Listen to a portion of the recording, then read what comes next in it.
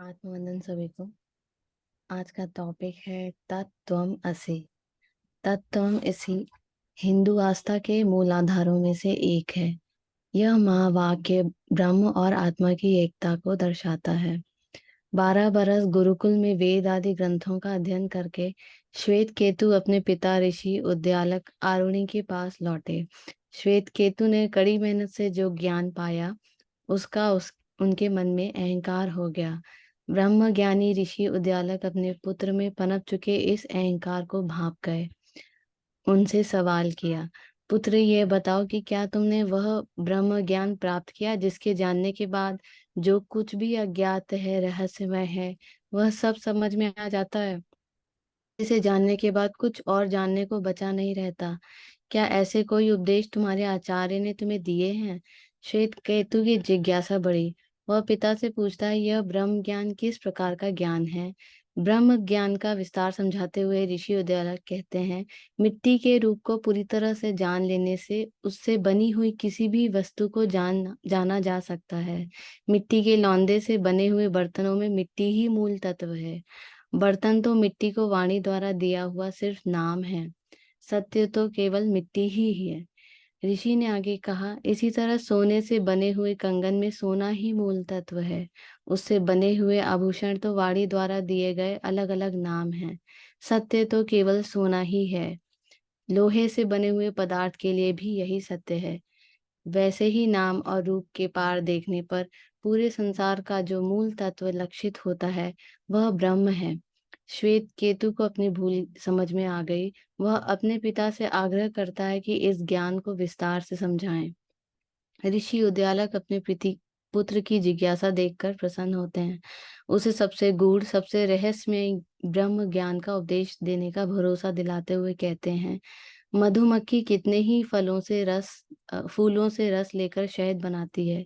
कोई नहीं बता सकता कि शहद की कौन सी बूंद किस फूल के रस से बनी है।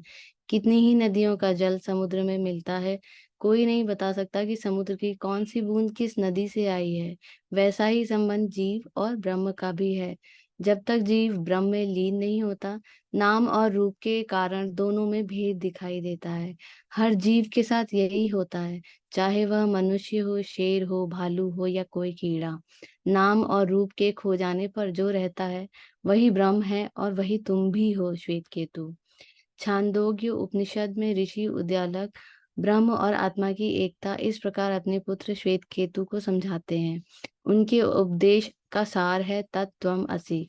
वह जो जगत का कारण है, जिससे संपूर्ण जगत प्रकाशमान है, एकमात्र सत्य है, वह ब्रह्म तुम ही हो। यथा पिंडे तथा ब्रह्मांडे।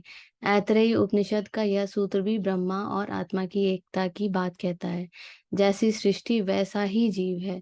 जो संसार बाहर है वही संसार जीव के अंदर भी है। कबीर आत्मा और ब्रह्मा की तुलना बूंद और समुद्र से करते हुए कहते हैं, बूंद समानी समुद्र में जानत है सब कोई, समुद्र समाना बूंद में बूझे बिरला कोई।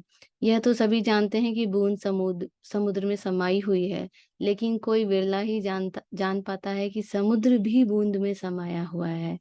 स्वामी रामतीर्थ ने इसी सिद्धांत को अपनी कविता में कुछ यूं लिखा है, जो तू है सो मैं हूँ, जो मैं हूँ सो तू है, ना कुछ आरजू है ना कुछ जुस्तजू है, बसा राम मुझ में, मैं अब राम में हूँ, ना एक है न दू है, सदा तू ही तू है।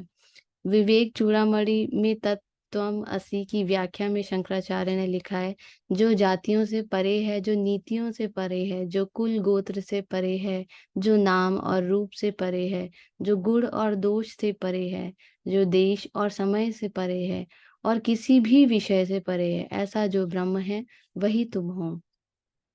कबीर इसी ईश्वर की सत्ता के बारे में कहते हैं, पीर मरे पैगंबर मरी हैं, मरी हैं जिंदा जोगी, चंदा मरी हैं सूरज मरी हैं, मरी हैं धरणी आकाश, नाम अनाम अनंत रहत है, दूजा तत्व न होई। सत्य क्या ज्ञान बांचने वाले पीर पैगंबर मर जाते हैं, योगी भी मर जाते हैं। एक समय आएगा जब सूरज, चांद, धरती, आकाश जैसी अटल और अमर्त्य दिखने वाली चीजें भी नहीं रहेंगी। नाम केवल तत्व है जो हमेशा रहेगा। यही वह तत्व है जिसके मिलने पर और कुछ भी पाना शेष नहीं रह जाता। ईश्वर क्या है, ईश्वर की परिभाषा क्या है? जब आप इन प्रश्नों का उत्तर देने का प्रयास करते हैं तो वह उत्तर आपके मन में पहले से बैठी धारणा से उद्भूत होता है। सरल शब्दों में आप ईश्वर का वर्णन इस प्रकार कर सकते हैं कि ईश्वर सर्वत्र व्याप्त, सर्वशक्तिमान, इस सृष्टि का रचयिता, संरक्षण करता एवं विलय करता है। जब आप कहते हैं कि मैं ईश्वर को देखना चाहता हूँ और आप ईश्वर को किसी एक मानव रूप या वस्तु के रूप में देख आप यही सोचते हैं कि आप मात्र एक शरीर हैं, तब स्वयं को जानना संभव नहीं है क्योंकि शरीर की सीमाएं हैं।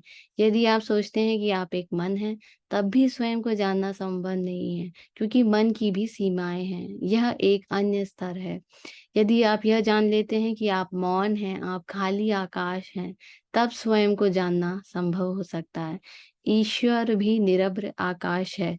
क्या आप रिक्त आकाश को पृथक करके देख सकते हैं? रिक्त आकाश तीन प्रकार का होता है। पहला भूताकाश, यह बाहरी स्थान है जिसमें सारा ब्रह्मांड व्याप्त है। दूसरा चित्ताकाश, जो आपके मन में कर्मों की छाप, विचार और स्वप्नों का संसार होता है। आप उस संसार में रहते हैं और सारे दृश्य आपके मन में आते हैं। तीसरा है चिदाकाश, जो चेतना का आकाश है और सर्वव्याप्त है। चेतना सृष्टि का आधार है, वही ईश्वर है, वही सर्वज्ञता है। वास्तव में ईश्वर के अलावा कुछ और है ही नहीं। ईश्वर वह है जो हर समय हर जगह व्याप्त है। आत्मा और परमात्मा के बारे में अधिक दर्शन शास्त्र में ना उलझें। ईश्वर के बारे में भूल जाएं और इस क्षण का निरीक्षण करें। इस क्षण का भी अपना एक मन है, संपूर्ण अस्तित्व का भी एक मन होता है। जैसे आपका एक मन है और इसमें इतनी बुद्धिमत्ता है जो सब कुछ व्यवस्थित रखता है, उसी प्रकार मन इस क्षण को देखता है। इस मन को ही आप आत्मा या ईश्वर कह सकते हैं और आप भी वही हैं। बीता हुआ कल अब नहीं है, आने वाला कल यहाँ नहीं है, लेकिन वर्तमान क्षण अभी यही है। इस क्षण का आदर करें, प्रशंसा करें। यह क्षण समतल नहीं है, बहुत गहरा है। जब इस बात को आप मस्तिष्क से स्वीकार करते हैं, तब आपके पास नई दिशाओं में सोचते हुए बहुत सारे विचार हो सकते हैं। हृदय से आप गहराई का अनुभव करते हैं और जब ये दोनों साथ मिल जाएं, तब सच्चे ज्ञान की प्राप्ति होती है। मिट जाता है ईश्वर भक्त का भेद। एक बार भगवान राम ने हनुमान जी के प्रेम, उनकी भक्ति और निष्ठा को देखकर उनसे प्रश्न किया, हनुमान होने में तुम्हें कैसा अनुभव करते हो? हनुमान जी ने भगवान राम से कहा, जब मैं शरीर चेतना में होता हूँ तब मैं आपका सेवक होता हूँ। जब मुझे लगता है कि मैं कोई व्यक्ति हूँ, जब मैं आत्म चेतना में होता हूँ तब मैं आपका ही अंश होता हूँ। जब मैं स्वयं चेतना होता हूँ तब मैं आप ही हो जाता हूँ। आपके और मेरी मेरे बीच का अंतर मिट जाता है। ना चाहते हैं तब ईश्वर कहीं नहीं दिखता, क्योंकि आपके और ईश्वर के बीच एक दूरी हो जाती है। आपकी ईश्वर को अलग व्यक्ति के रूप में देखने की इच्छा है, तो ऐसी अवस्था में ईश्वर सर्वव्याप्त नहीं है, आपने उनसे दूर और सीमित कर दिया है।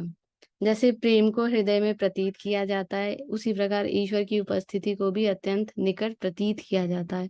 आप हवा को देख नहीं सकते, लेकिन आप हवा को महसूस कर सकते हैं। आप गर्मी या ठंडक को देख नहीं सकते, आप उसे केवल महसूस कर सकते हैं। उसी प्रकार ईश्वर को भी देखा नहीं जा सकता। यदि आप ईश्वर को कहीं बाहर देखते हैं तो आप ईश्वर को अपने से कहीं दूर और पृथक महसूस करते हैं। ईश्वर कोई पृथक वस्तु नहीं है, ईश्वर सब कुछ है। जब मैं विलीन हो जाता है, तब ईश्वर के अस्तित्व का अनुभव होता है। जब मैं रहता है, तब ईश्वर की उपस्थिति का अनुभव नहीं होता। या तो आपका अस्तित्व होता है या फिर ईश्वर का अस्तित्व, दोनों एक साथ नहीं हो सकते। जब आप ध्यान करते हैं तब आप ईश्वर से एकाकार हो जाते हैं, तब आप ईश्वर ही बन जाते हैं। इसलिए तत्वमसि कहा गया है, जिसका अर्थ है तुम वही हो। ईश्वर को हृदय की गहराई में अनुभूत किया जा सकता है। गहरे ध्यान में जब आपका मन स्थिर, शांत और रिक्त होता है, तब आप अचानक ही ये महसूस करते हैं कि मैं नहीं हूँ, केवल एक महान अस्तित्व ही है। यही अवस्था है ईश्वर को अनुभव करने की। अतः ईश्वर को जानने के बारे में चिंता मत कीजिए, पहले स्वयं को जानिए, तब ईश्वर को भी जान जाएंगे।